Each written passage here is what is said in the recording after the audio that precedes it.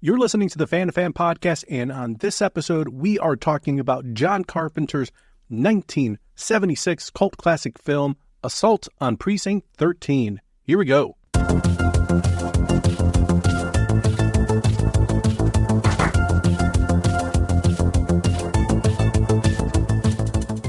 Got some fun episodes that a lot of folks want to get in on. Now we got to start. We're in demand. This is good stuff. So you guys want to do? We're going to put out a call for submissions. Like, why should you be a guest? we're so yeah. Please go to this Google Doc and give us your references, and we'll need at least one person with an IMDb credit to vouch for you. So, Josh, you're covered. You're covered. Speaking of IMDb, Josh, thanks for joining us on the Fan Podcast. Oh, hey, gang. We're on the show. We're live. We're going. Hey, I'm Bernie. Josh has been kind enough to join us on a few episodes of the Fan2Fan Podcast. Here's a little bit about Josh. At Zombie TARDIS on Instagram and Twitter. He is a Primetime Emmy, Annie Award-nominated TV writer, author, storyboard artist. He's worked on Mystery Science Theater 3000, Phineas and Ferb, Milo Murphy's Law. He wrote the middle-age grade novel Shipwreckers, The Curse of the Cursed Temple of Curses, or We Nearly Died a Lot. Of course, love that title. Wrote that with Scott Peterson. He's worked with Crunchyroll, Lego, Disney, DreamWorks, Netflix, Nickelodeon, Paramount. Currently working on Hamster and Gretel. Josh is awesome, and we're glad to have him back on the show. And it's not very difficult. Anytime the three of us are in a conversation, we know John Carpenter is going to come up. So we figured, why not talk about one very early in his career, the only Assault on Precinct 13. For the gang called Street Thunder, it is a day of vengeance. It's war in the streets. It's terror in the night. It's the most shattering assault on a police station in history. They're not afraid to die. Any of them, no matter what it costs.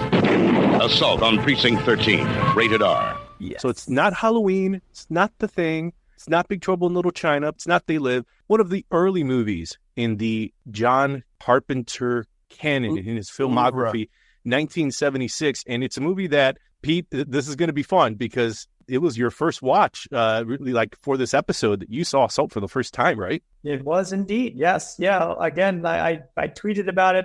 Was almost ashamed to say that I hadn't seen it before. Weirdly enough, I saw the remake in the theaters when it came out. Couldn't tell you much about it because it was very forgettable. But tracking backwards from that, I was able to finally catch the original, and can't wait to talk about it. This was a fun watch, and picked up some great Carpenterisms right off the bat. So right, yeah. Seeing with you guys, this will be fun. Strong signals, right? Josh, when did you see Assault for the first time?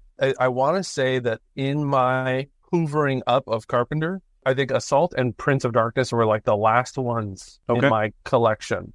I think I saw this, it may have been college before I saw this. And I think I heard about it first and was like, oh, wow, okay. It's like him doing the love letter to Rio Bravo and Night of the Living Dead. And he's going to come out and said as much repeatedly. And so there's lots of fun winks and nods specifically to Rio Bravo, kind of the way that the gangs function. They aren't necessarily humanized. They're a little bit like Romero's ghouls, people trapped in one location, low budget friendly. But, this is him coming off of Dark Star. The next thing he's going to do is Halloween. So he hasn't made a name for himself yet, but this will end up getting some traction overseas. But I think to Pete's point, circle back to what some of those things are. But like, there are so many things that we associate with Carpenter that are present in this that aren't necessarily present in Dark Star, because Dark Star is kind of its own thing. This has a lot of those Carpenter-isms. I mean, from frame one, the score. To say, this is one of my favorite Carpenter scores. This is the one, I think I've mentioned this previously, this is the one that I listened to the most. Yeah, I was a late adopter on this one. So Pete, you just saw it. Bernie, when did you see it? It was around 1998, 99, and I can remember that because DVDs were starting to become a thing. Studios were starting to support the format. It was starting to get some traction where DivX had lost the battle, DVD had won the war, and DVD players were starting to come down from like astronomical to fairly reasonable in price. And at the time I worked for Best Buy, and at that point, the employee discount did wonders. Yeah. But you only had a few movies to choose from, and there was a small store that happened to have import DVDs. And DVDs, when they were first released, going physical media, they had like this cardboard clamshell packaging. And it was this little spine that would just kind of snap open. Oh, yeah. So it was meant to not be necessarily very, we're supposed to have it forever. Like if you had a flood in your basement, like it was gone. You'd lose all of them. You'd lose it all. But there it was, Assault on Precinct 13 for probably like $39.99. Except I didn't know anything about this film except for the fact that it said at the very top, John Carpenter's Assault on Precinct 13. And having at that point watched Halloween, been aware of the thing, certainly watched They Live in Big Trouble. I'm like, I know who this guy is. I don't know this movie. I'm willing to give it a shot. And that was the first time I saw it. And ever since then have been a big fan. But it's a great movie that I think, Josh, best place to start is Dark Star. So you have Dark Star, which is really kind of like a labor of love for Carpenter with a lot of friends, kind of makes this film school film that was meant to be a short, ends up becoming more and gets him some attention. And then he starts getting offers. And with those offers, folks are asking him if he has scripts. And one of the scripts he had was Eyes, that eventually gets sold to like Barbara Streisand, and that it becomes the Eyes of Laura Mars with the TV movie. And that happens. But the folks he's talking to, where he's fielding directing offers, are like, hey, well, what else do you have? And he's like, well, I have this script called Assault that I think could kind of work. So it's interesting because it really is his first, quote unquote, like professional film where he's working with a cast, he's working on a schedule, and it's still low budget, but it is absolutely. It's a movie. It's not a student film. Now it's first collaboration with Deborah Hill. He's working with producers, understanding about distribution, while at the same time has total creative control. So in a way, going back to what you said, Josh, you got to see Carpenter unplugged. He didn't have to hold back. So even Pete, in the movie that you just saw now, where you were saying you can easily go back and see like all the Carpenter-isms. Yeah, what were some of those that stood out for you, Pete? As you mentioned, the score right off the bat just kind of hits home, and you're immediately like, the smile creeps across your face because totally. It's that little catchy melody, like it's that deep synth, and this is like mid 70s. Came out in 76, I think. 76, so, yep. Yeah, so you got that right off the bat, but then you mentioned, Josh, like the Night of the Living Dead homage, and I didn't realize at first. I was getting my dates mixed up because I immediately went to like Dawn of the Dead. Like there's a lot that, like when the gang is like keeps trying to come through the window and they're just they're just kind of blowing them away. Like it seemed like I think you hit it perfectly. Like they're very faceless. Like they're just coming in waves. And so it reminded me of Dawn of the Dead, which I guess came out after. There's that Romero tie-in, which I immediately got. But then I think it was definitely the opening scene where you've got like the gang that's going down the hallway. You've got that camera work that kind of comes up from behind them, and it's not steady cam. It's a little shaky, but it's like, it's kind of, it's that following push, and it's like the camera's like moving in the space, like it's like they're space, there. Yeah. And that's something that you see certainly on his early stuff quite a bit. So immediately I'm just like this is, I'm like, he's already, he's doing his work. He's doing it. Yeah. He's establishing that style that he's very much known for. Like all these little bits and pieces are there right off the bat. So like that gave me an immense pleasure to see that, like just like the opening scenes. There's a specific joy when you're familiar with a filmmaker and then you go see an early work. And I feel like some of the joy of watching Assault late, because we all kind of came to it late, seeing those signature moments, but in a totally different context. This movie's very punk rock. I think this movie is like, it's a little bit rock and roll. This thing is edgy as hell. Spoiler alert.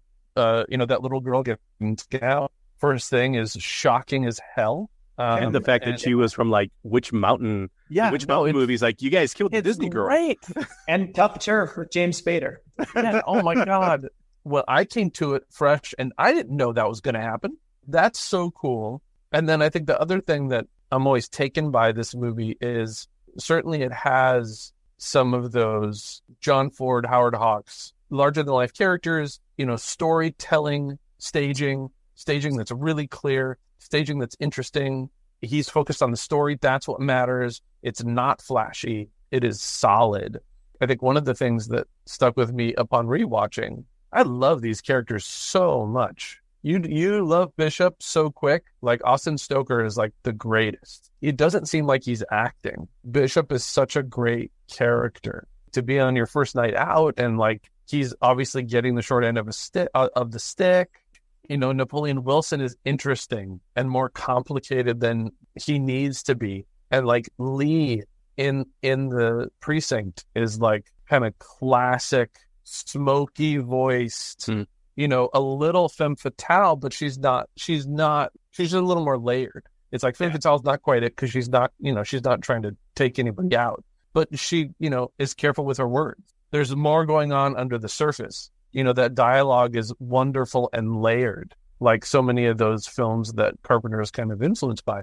I love them. They're so fun to watch. That just triggered my memory of another early scene, like when you first are introduced to Bishop and he gets in his car and he's driving and he's talking to the chief on the CB. Another Carpenterism is that you've got all this stuff going on behind you. You've got like people pulling up alongside him, looking in. Yeah, that was reminding me of Halloween as well. When you've got like the girls driving and Michael Myers is following them in the station wagon. Like there's stuff going on. You're kind of aware because there's dialogue happening, but there's all this stuff going on outside the car where you're like, is this leading somewhere? And you know, maybe it does, maybe it doesn't, but he's making this use of like the space outside. Absolutely. And it's just super interesting. And like, it was so, I'm like, this is just great stuff. I'm like loving it because, you know, again, like having not seen it and having not remembered the remake, I don't know where this is going. Like, you know, like the strings are slowly being pulled taut. Like, you know, everything's condensing somewhere. Yes. And it's a rich experience. There's a formal convention. It's like he's using the foreground, middle ground, and background, and he's filling it with interesting things for your eyes. And the dialogue is cool and catchy. There's a rich world building that's happening. And yeah, like you said, it's like you're getting immersed in it.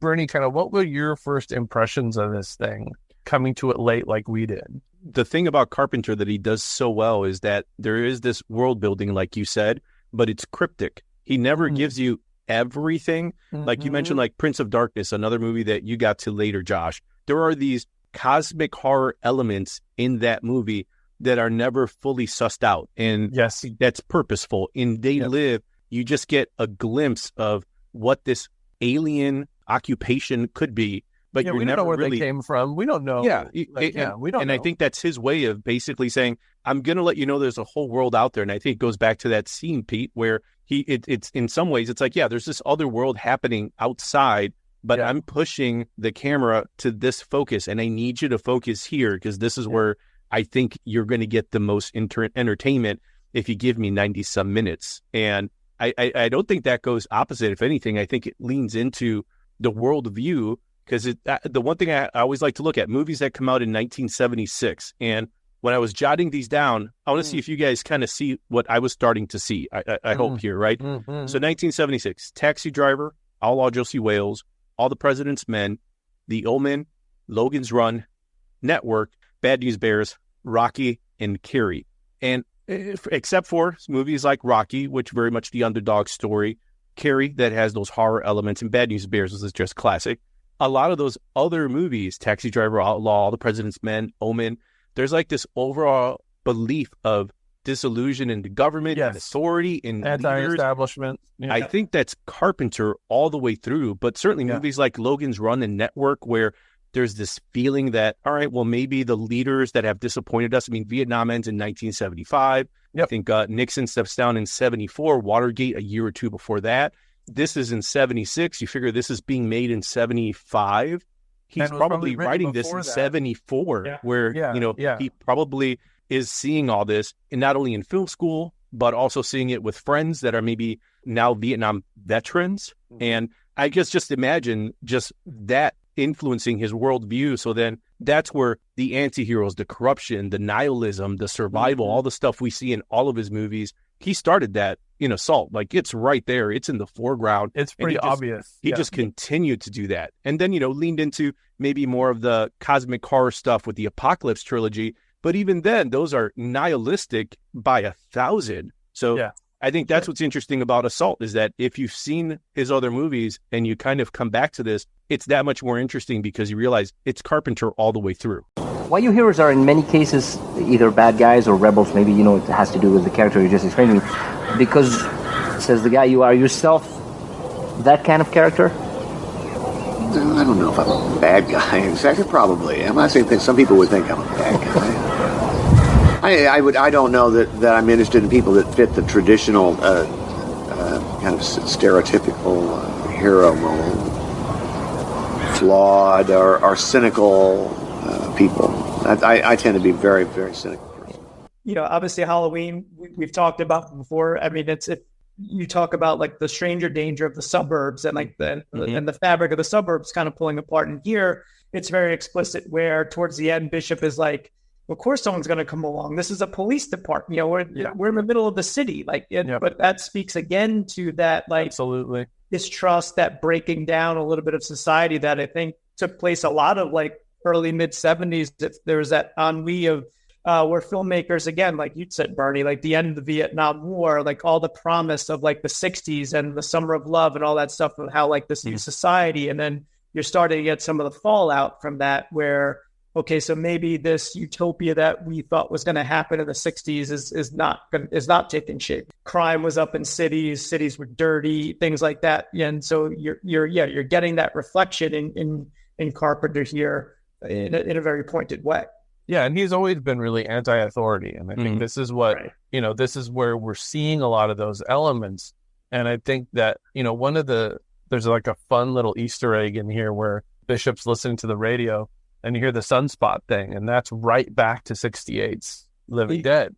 In Night of the Living Dead, where they always go back to this satellite that is returning to Earth, and there's mention of radioactivity, and they throw it away. Yeah, and it's almost like in some ways, whether or not you believe Romero, where I've read that he didn't purposely address the Red Scare and communism, that it wasn't meant to be a commentary on that. But nevertheless, in some ways, it's almost like a way to try to rationalize, to bring some faux scientific reason to like, well, guys, if we can believe that radiation, this thing we don't understand, may affect people, then maybe it brings people back to life. I don't know. I just need to give you enough science from the atomic age of movies to make you feel like the dead can come back to life.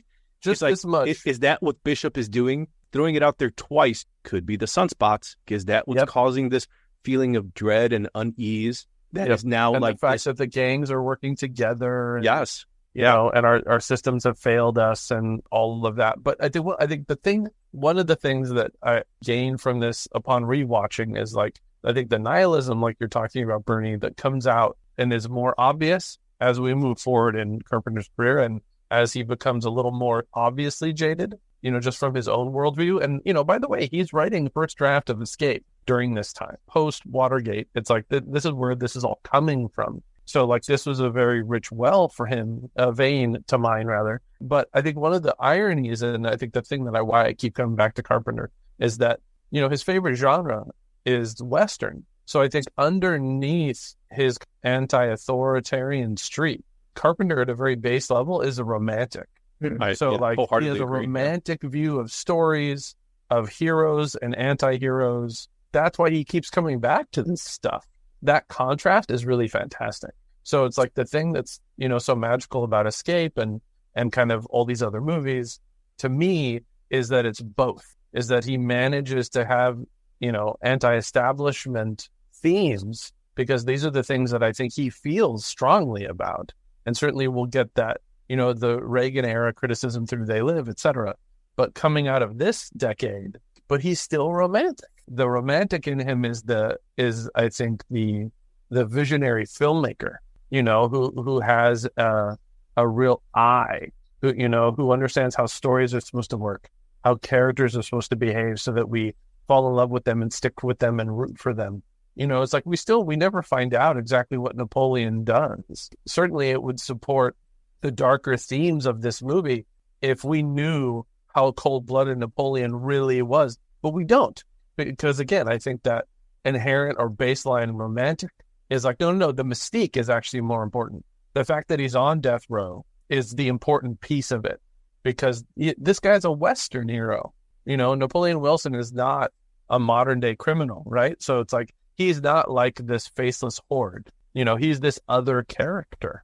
That's probably the motivation why, and I'd read Carpenter wrote this, and he said in like 10 days. And I think you take his worldview, his default, and like you were mentioning, the the Rio Bravo, Ford, Hawks elements and using that template to, in some ways, limit himself for like what TV would be like a submarine episode. Now he's making a siege movie that goes back to the Alamo, to Rio Bravo, and like modern day versions like Die Hard being, you know, and all the clones like Sudden Death and Under Siege. When you start thinking about siege movies, in a lot of ways, it limits a filmmaker because it forces them to be creative with characterization, with dialogue, with this enclosed space where you have to have the characters be interesting because you're saying, I'm not going to let them move around and run around. Rodriguez did it with From Dusk Till Dawn. I mean, obviously with a bigger budget and a little bit more room to breathe. Darabont in The Mist. I'm going to keep the outside world, and maybe in From Dusk Till Dawn,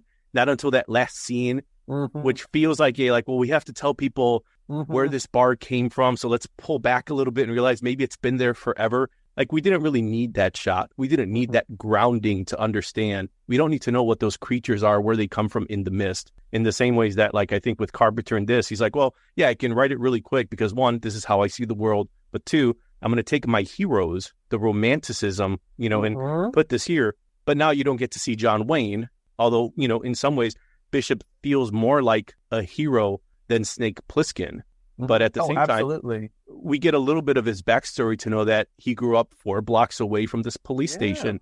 And we never find out how he got himself out himself, as he made clear, out of the neighborhood through police academy to his position. But that part in the beginning, Pete, that you were talking about, that feels very like documentary-esque. And especially when they have like the time, as if you're making the audience aware that time is passing. It's like, well, what is this? Is this? And that's a lot of his movies where they have this very condensed, collapsed time frame. Halloween happens within the course of maybe like a week, and most of it happens at the end within maybe one evening. 16 hours, something like that. Yeah, like They Live feels like it happens within a night or two. Once he discovers the glasses. Escape certainly happens within a few hours. This, like, we almost can document on the screen that it takes probably over the course of like 7 or 8 hours. It feels tight, but I think you're right, Josh. There's a part of him that's like, I like John Wayne. I just don't know how to tell his story because I think Napoleon is more interesting. I'm going to do it my way, right? Yes. I'm going to do it my way. And I think the other thing that comes out of what you're calling out, Bernie, is like some of that's a product of the budget, right? So you have the Siege template, right? So he's inspired by Rio Bravo. He's inspired by Night of the Living Dead, which is a siege movie. It's one location, but it meant they could shoot it. It meant they could stay in this abandoned house with all these other college kids and shoot the damn movie. And I think that goes into like the exploitation piece, right? Like, it's not black exploitation. It's not biker gangs or revenge movies like Last House on the Left. It's not a monster film. It's not a slasher, but it feels like it. It has all of those pieces and elements. If this guy here say Assault is a B movie, what would be your reaction? You got it. Okay, so do you appreciate the B? What's your definition of a B film? Well, I used the word exploitation film back in the 70s and probably, up to the early 80s, maybe up to 1978 or 79. There was all brand of films, exploitation movies. They could be action films, horror films, science fiction. They were made on budgets, B for budget. And they worked the drive-ins, they worked the kind of grindhouses in America. And they were very popular. And nowadays, the A films, the big films, have incorporated all the B styles. So there are no B movies anymore, unfortunately. But I think the irony is, and this is what I think this is, me I love Carpenter so much. He also understands that it's an opportunity. So when you're not distracted by all these other things, you focus on the characters. So it's like we've all watched one location movies that aren't interesting because if you remove all those other set pieces, all you have are characters. And Carpenter gives a shit about that. He loves that stuff because that's what he grew up on. So I think with the joy of this, and this is why I think we keep coming back to this guy, is like this is a love letter to those movies that he loves. This is a love letter to Westerns. Escape is a love letter to Westerns. So there's this really cool, again, this opportunity that he takes advantage of. And it's like, no, I can't afford to go anywhere. I've got this one place and we've got 12, 16 days, whatever, to shoot this thing. So I'm going to lean into the character moments, right? The spectacle that I'm selling is different. And he shoots it in 20 days. How exhausting was the shooting of that film? Is it true that you shot sometimes 24 hours a day without resting? The last night of shooting was on a Friday, and we had to shoot. No, it was on a Saturday. I apologize. We had to shoot inside of a real prison in Venice, California, and we went in. It was a night shoot. Actually, no, it was in the morning. We went in at 8 o'clock on a Saturday morning, and we emerged at about 9:30 Sunday morning after shooting in there. The difficulty was in real prisons, the bars. It's lighting those and shooting them. It's a nightmare. A living nightmare. That was the most intense shooting I've had. I can remember being just completely exhausted. Afterwards? Oh, it's fine. And, you know, he's got Tommy Lee Wallace, who directed Halloween 3 and Fright Night 2, to come in as a production designer. So in ways where Dark Star is a byproduct, again, like a love letter to the B, maybe like the C, if you were talking like, science fiction, yeah. Yeah, like Dan O'Bannon, yeah. Yes, absolutely. So it's like, all right, well, he still tries to surround himself with a few friends, few colleagues that can kind of help him out. But I think this is him, exactly like you said, Josh. There's something very laser focused about his directing that still very clearly communicates his worldview, but also a piece of, in some ways, like the level of control he needs to have. He wrote it, he directed it, he scored it.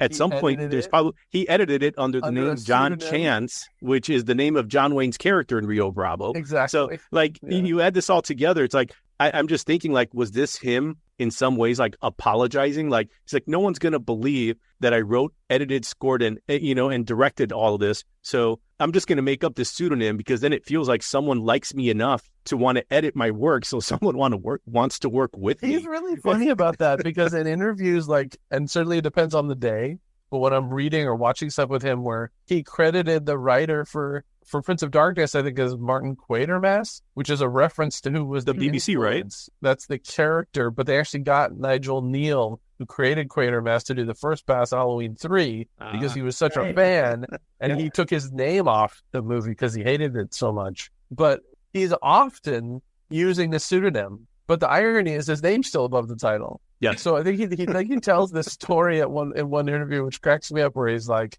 "Yeah, I was just seeing my name too much, so I put in a pseudonym." And it's like, yeah, but your name was still, you know, he got that on Halloween for the first time and then got it forever after that. It's just so ironic to me where I'm like, well, dude, your name's over the title. Like, that's whatever you want to do after that, you know? I think this is where, like, watching interviews with him now, and you said it, Josh, depending on the day of the week, depending on his mood, depending sometimes on the interviewer and what they're able to kind of get out of him. Because in some interviews, if you saw him, you would certainly say he's a little bit acerbic. He's not necessarily the most open person, necessarily willing to talk about his work. It doesn't seem like he enjoys that. He might want to talk about video games and basketball more than film critique. But even the scene where the girl gets shot, in hindsight, he goes back. So that goes to the distributor, the movie. It gets from the MPAA. They give it an X rating. And the distributor says, basically, we'll send the MPA the edited version with that scene taken out, but we'll distribute the one where the girl gets shot. Right. And now, many years later, he's apologetic. He's like, yeah, you know, I was young and stupid and a little brash, and I probably went too far, and I shouldn't have added that scene. But in some ways, that scene, which comes maybe like 15, 20 minutes into the movie of a 90-some minute movie, it certainly sets the tone for something because at that point, have you ever seen anything like that? I mean, it's brutal. It's quick. In some ways, it's got a little bit of black comedy to it, where they play potatoes in the station, and it kind of makes you crack up because you're like, this is ridiculous. These two hardened inmates are basically, you know, playing the prison version of rock, paper, scissors. But before that, this girl gets shot, and it's kind of done with a little bit of a wink. You're like, what is this movie? It's like the whole ice cream joke. This isn't the right ice cream. And that's like your punk rock version, but like that's where that works. And that kind of sets the whole movie on fire. Can I get an ice cream? It's late, sweetheart. I'm closed. The music's still playing.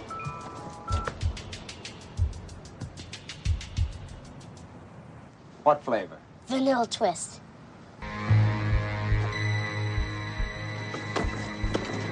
Oh, Jesus, come on. Come on, I'll give you my money. Just don't hurt me. Please. Please. Hey, this is regular vanilla.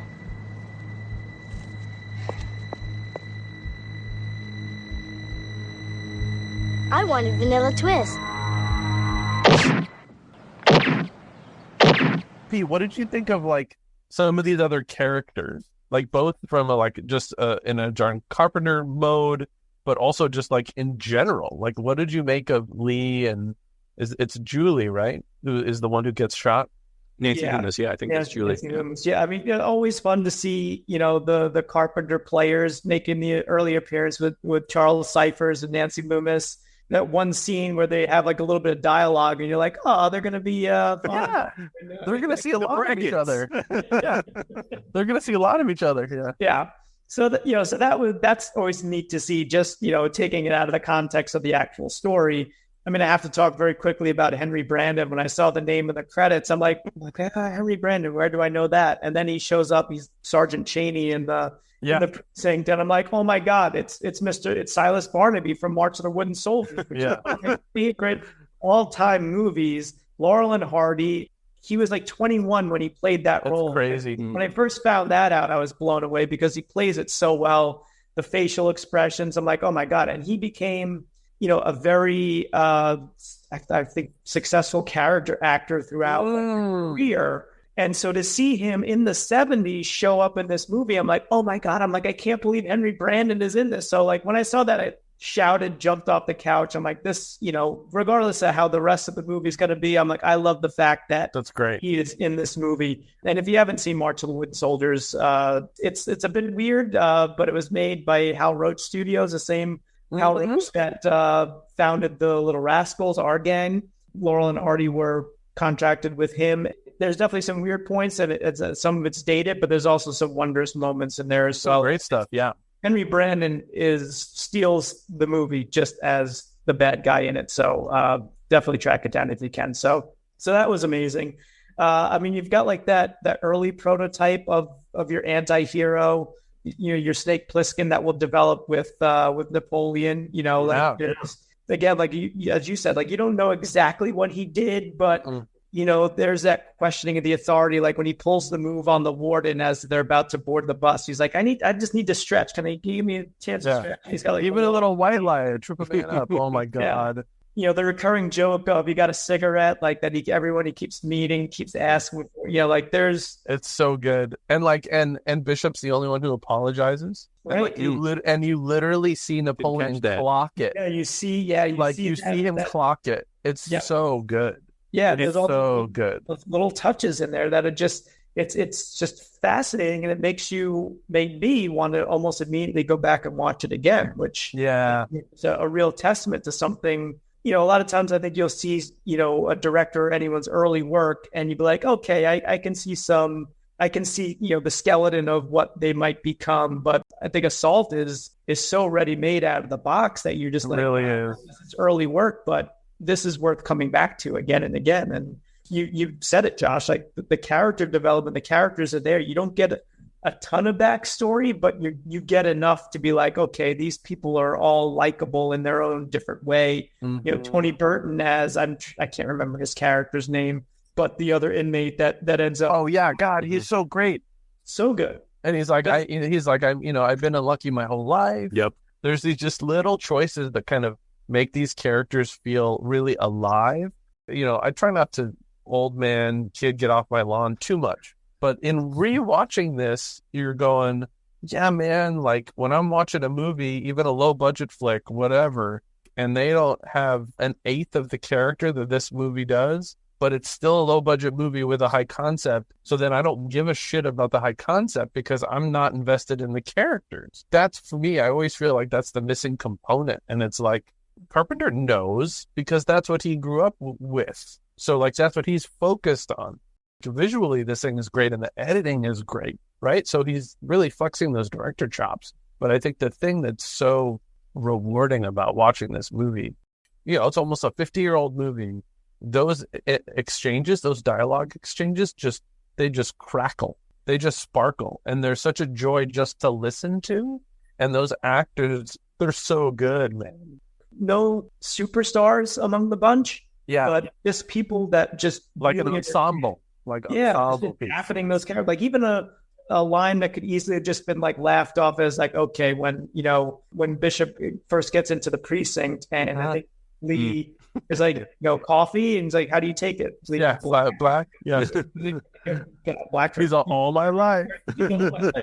Which could have just been like, okay, grown worthy. But because of the actors, you're like, okay. And, the way that he kind of smiles at her is like, he's trying to diffuse any, racial tension that might be there. He's just like, hey, man, I'm just here to see this thing close. I just want to get through the night, and then, we'll all be on our way. So like, it's those little subtle things that, because of the acting, he's so warm, right? Austin Stoker's performance, he's so warm. And it's like, I think, you could filter that through the years of people trying to be more aware of race in this country and be like, oh yeah, that's probably how Bishop has had to behave his entire life. Even from the idea of his dad sending him to the jail for the first time, establishing that power relationship, right? There's a lot that you could unpack in that. But in addition, there's this wonderful hero building. Like, you even have his boss going, there's no more heroes, just people who follow orders, right? I mean, he sets it up right there so that as an audience, you're going, man, all right, I guess not. And then the whole point of the movie is he can be a hero, Lee can be a hero, that monstrous Napoleon Wilson, they can be a hero too in their own way because they choose to stick together. It's just, I love it. I just think this thing's like a treasure. It depending on the situation. This character is very basic because he has one thing in mind, and that's survival. He has a singleness of purpose, which is the definition of, I guess, goes back to Homer, of a hero. And his heroic quality is to survive. He doesn't want to hurt you. He doesn't want to help you. He just wants to move on and survive. But he would do whatever it takes. There we go. Well, that just reminded me that this is the first time where I really retained the motivation behind the father and daughter and why they were going seemingly from like the suburbs into the city, because they're trying to convince their nanny to move in with them. And he's played out this entire kind of like role play with his daughter. You say it this way. And, and even when she kind of pushes back a little bit, he's like, well, you don't want your nanny, your beloved nanny to like live in this bad neighborhood, do you? Yep. So, even though eventually he loses his daughter in very tragic, unbelievable, unspeakable ways, but then on top of that, he goes into this completely silent shock where he basically becomes non-participant in this siege, and yet they're still protecting him, not knowing why he's there and the motivation behind it. For a man in Carpenter who very much believes in anti-heroes, I think this goes back again, Josh, to your romanticism. Like, these characters are certainly being heroic. And in some ways, I was thinking about this, like with a director like Walter Hill, who directs, one of my favorite movies in The Warriors. And that's like 1979, so a few years after this. But he also has that sort of grittiness that I think we all like about John Carpenter. I think the difference is that in some ways, Walter Hill seems to be more like a journeyman director. 48 hours for sure. Another 48 hours, sure. Like, but then you get into like, I think it's like Last Man Standing with Bruce Willis. He did Red Heat. Like, he's kind of all over the place. Whereas John Carpenter's films firmly have not only his name, but his tone, his worldview in what he's doing. But then you think about, like you mentioned, Josh, he's probably writing Escape around the time he's directing this. Yeah. And if you have a world that maybe is a little bit more cynical, and you have New York crime on the news, and people are starting to maybe feel like they're losing hope. All right, well, Walter Hill kind of leans into it and says, well, what if all the gangs actually got together and organized? And like Silas says, we could outnumber the cops. Like, we could take New York, we can take all the boroughs, and it's just the warriors who are kind of like, yeah, we're not really interested in this. Like, we're here to hear the pitch, but we just want to get home. Yeah. And there's a way where like these characters in Assault, they're not heroic. It's not like they're trying to, we've got to stop the gangs. We're just trying to survive. Survive. Yeah. And Bishop in being the only one who's respectful to Napoleon at the end, to kind of be like, it would be proud. I think he says, like, I would take pride out with you. Yeah. Like, to be like, everyone's disrespected you. People are literally tripping you in front of Sheriff Brackett. I think Cyphus was his name. Like, I forget how to walk sometimes. It's like, yeah, so good. Napoleon's probably getting his ass beat every day in prison because of who he is and likely what he's done. But Bishop being like, well, I'm going to show you an ounce of respect for whatever it's worth because we've gone through this. And sure, when we go outside, they're probably going to throw the cuffs on you. But this is from an underdog police lieutenant, a black man in the city trying to make his way up the ranks. He shows that criminal some shred of humanity. Yes. And I think because he grew up 4 blocks from there, it almost just further reinforces he has not lost his humanity while he's lived in this terrible neighborhood. That's right. That kind of motivated all of this activity. No, I grew up but I still have some sense of decency, whatever you want to call it, to be like, I'm not going to shoot this guy in the back just because he's a criminal. Like, I'm going to show him some respect because we've gone through this together. And I think it's that classic, I think you could say it's a Western trope, but I would say it's like a pillar of what that idea of Western means as a genre. Everyone has unique moral compass. So I think Walter Hill is interesting you bring Hill up, because I think your observation as a journeyman director, I think is accurate. But I think what's really unique about Hill is that he's also very interested in this underbelly, like things like The Driver, and like other than being like a really amazing technician, he's a tremendous writer. His scripts, doing research on his scripts, I remember in college, just the way he would beat out action is so unique so that you can see it in your head as you're reading it. So he would uncouple paragraphs.